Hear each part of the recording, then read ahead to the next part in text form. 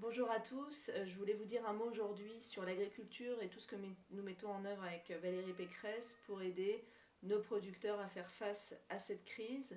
Nous avons tout d'abord mis en place tout de suite une cellule de crise avec l'État pour pouvoir échanger sur toutes les problématiques et ensuite essayer de trouver des solutions ensemble. Il y a plus particulièrement trois secteurs qui sont vraiment touchés en situation très compliquée. Je pense tout d'abord au maraîchage.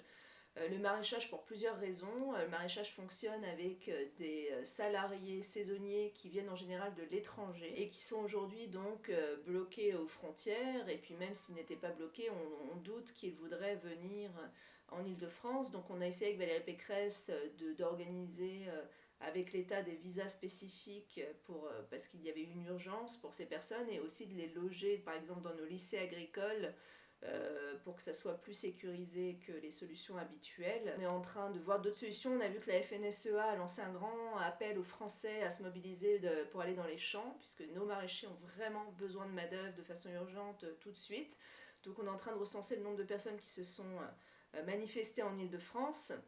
On est aussi en lien étroit avec Rungis pour essayer de voir une solution qui pourrait sortir très prochainement pour utiliser les capacités logistiques de Rungis qui sont un peu à l'arrêt avec l'arrêt de la restauration, l'arrêt de la restauration collective pour faire de la livraison à domicile des franciliens avec un départ plutôt Paris et Petite Couronne dans les zones denses pour l'instant, mais on espère pouvoir l'élargir pour aider nos agriculteurs à écouler leur production et pour fournir des produits frais aux franciliens qui, je pense, en ont grande envie en ce moment. Le deuxième sujet très problématique à l'heure actuelle, c'est l'horticulture et les pépiniéristes qui font actuellement leur saison sur les mois en cours. Ils font à peu près de 70% de leur chiffre d'affaires en ce moment, mars, avril, mai. Et donc là, c'est vraiment la catastrophe puisque les collectivités ne commandent plus, les magasins sont fermés, donc ils n'arrivent pas du tout à écouler.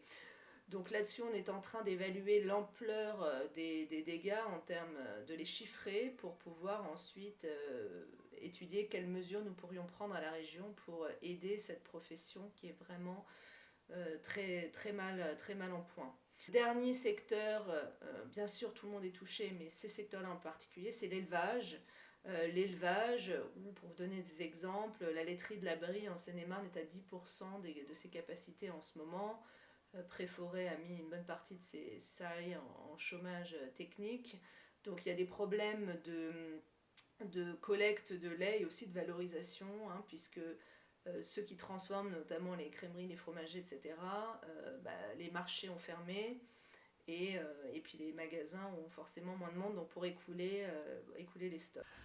On a aussi tout le secteur de l'agroalimentaire, nos artisans qui sont évidemment en difficulté avec des commerces fermés pour certains d'entre eux.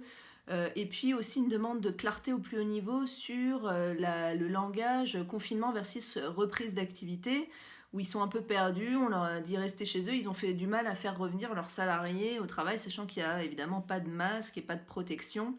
Donc ils sont un peu perdus et pour ce secteur-là, en général, on oriente vers les aides aux entreprises qui sont en train d'être élaborées avec l'État, la région. Donc on est évidemment aussi à l'écoute. Donc voilà, on est vraiment avec Valérie Pécresse en contact quotidien avec les représentants de la profession. On a une pensée aussi pour Christophe Hilleret qui est hospitalisé en ce moment. Donc on pense bien à lui. On avance avec Arnaud Rousseau, Damien Greffin, les jeunes agriculteurs, etc., pour essayer d'avancer le plus vite possible sur des solutions pour soutenir la profession.